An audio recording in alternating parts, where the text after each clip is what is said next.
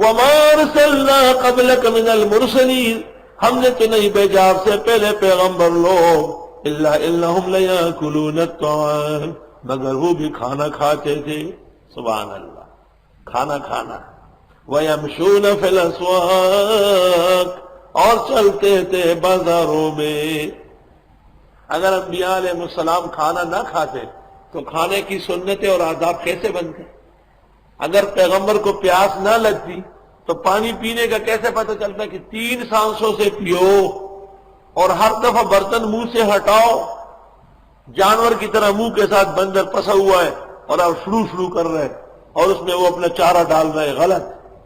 ترمذی جلد ثانی اشربہ میں ہے ابن القدح انفی، یہ برتن ہے نا، پانی پیا آپ نے، پھر یوں کیا، پھر آپ نے پانی منہ کے کر پھر ہٹایا، یہ سنت طریقہ ہے۔ ابن القدح انفی کا، ہٹا برتن منہ سے، سبحان اللہ۔ ادھے چھ کٹورے ہونی سی علی ونی ہونی نوالے پری چھ شڑپی کی شڑپ روٹائی چھ ضرور خری ہوئی غڑپ پہ کو اور چھ بزرس کی ہوئی شڑپ پہ کو دا غڑپ شڑپ میں۔ انسان کے کھانے پینے میں اور حیوان میں فرق ہے، آگے آ رہا ہے انشاءاللہ۔ حضرت صالح کی اونٹنی کے لیے جو نمبر مقرر ہوا تھا اس کے لیے ہے لہا شرب، وہ پیتی تھی، اور انسان کے پینے کو کہتے ہیں شرب۔ تو جانور جب ایک دفعہ منہ دیتا ہے تب ہٹاتا ہے جب ختم ہو جائے، لیکن انسان آرام آرام سے پیتا ہے، یہ تو نعمت زندگی ہے۔ بھئی اتنا کیوں کھاتے ہیں کہ پھر بیٹھ نہیں سکتے؟ اب میں بیٹھا ہوا ہوں، دیکھو ادھر سے ایک جھنڈا کھڑا ہو جاتا ہے، ادھر سے ایک جھنڈا کھڑا ہو جاتا ہے، ادھر سے ایک جھنڈا کھڑا ہو جاتا ہے، لمبے لمبے جھنڈے کھڑے ہو رہے ہیں، پیٹ میں آگ لگی ہوئی ہے، اس لیے کہ کھاتے اتنے ہیں کہ بیٹھ نہیں سکتے۔ چرا کاری کند عاقل کے بازائد پشیمانی، میں تو تمہاری وجہ سے، ورنہ میں 7:30 بجے بیٹھوں 1:30 بجے اٹھ جاؤں بحکم خدا۔ یہ میرے لیے ایسا ہے جیسے گھڑی پہ ٹائم دیکھنا، اس لیے کہ یہ بار بار جھنڈے کھڑے ہوتے، ادھر سے 2 جھنڈے، ادھر سے 3 باباؤں کے جھنڈے، تو میں نے کہا یار اور بھی غریب تکلیف میں ہوں گے، تو چلو کر لو وقت۔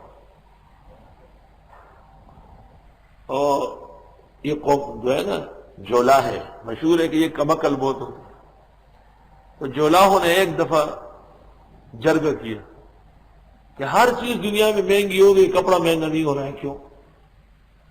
تو پہلا مشورہ یہ کیا کہ اس کو اتنا مہنگا کرو کہ کوئی نہ لے سکے۔ تو لوگوں نے کہا کپڑا پڑا رہے گا، خریدار نہیں آئیں گے، نقصان ہمارا ہو گیا۔ تو کہنے لگا کہ اس کو اتنا سستا کرو کہ ہر جگہ پڑا رہے۔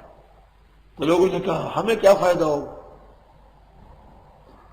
3-4 دن جلسہ جاری تھا، اجلاس، کوئی فیصلہ نہیں ہوا کہ بھئی کپڑا کیسے مہنگا کیا جائے۔ تو وہاں ایک گاؤں ہے چھوٹا سا ہمارے ہاں، اس گاؤں کا نام ہے بناگے۔ تو انہوں نے کہا اچھا جب نہ کپڑا مہنگا ہوا نہ سستا ہوا، جیسے تھا ویسے ہی رہا، تو یاد رکھنا کہ کپڑا بنانے کے لیے جو جس ڈنڈے کی ضرورت ہے نا وہ مناگے سے خریدیں گے۔ تو وہ جولاہوں کے یہاں جو کپڑا ہے کھڈیوں پہ بنتا تھا، تو ایک لکڑی بندی ہوتی تھی یہاں اور 2 یہاں، یہ دھاگا یہاں سے جاتا تھا پھر ادھر آتا تھا تو ڈبل ہو جاتا تھا، پھر جب ادھر آتا تھا تو 4 دفعہ، پھر جب ادھر آتا تھا تو اچھا خاصا کپڑے کا تہ بنتا تھا۔ اس کو کہتے ہیں ماکو، رجلاگان ماکو۔ یہ اس گاؤں میں بنتے تھے جس کو کہتے تھے مناگے۔ تو انہوں نے پھر فیصلہ یہ کیا کہ کچھ بھی ہو کپڑا رہے یا نہیں، لیکن ماکو جو ہے وہ مناگے سے خریدنا ہے۔ تو میں کہتا ہوں کچھ بھی ہو لیکن ہمارے ماکو جگہ جگہ کھڑے ہوں گے، 2 ماکو وہاں 3 یہاں۔ ابھی تھوڑی دیر میں دیکھو کیسے ماکو کھڑے ہو رہا ہے، یہ وہی ماکو ہے جو ضرورت سے زیادہ بھرے ہوئے ہیں۔ خدا تعالیٰ نے کھانا ہمارے لیے پیدا کیا، جب تک زندہ رہیں گے کھانا کھائیں گے، اللہ تعالیٰ حلال کا نصیب فرمائے اور عزت کے ساتھ، لیکن ایسا کھانا نہ کھاؤ کہ کھانا تم کو کھا لے، یاد رکھو۔ خورد کو نہ در انجور را رنجور تر، وہاں کے معمور است را معمور تر۔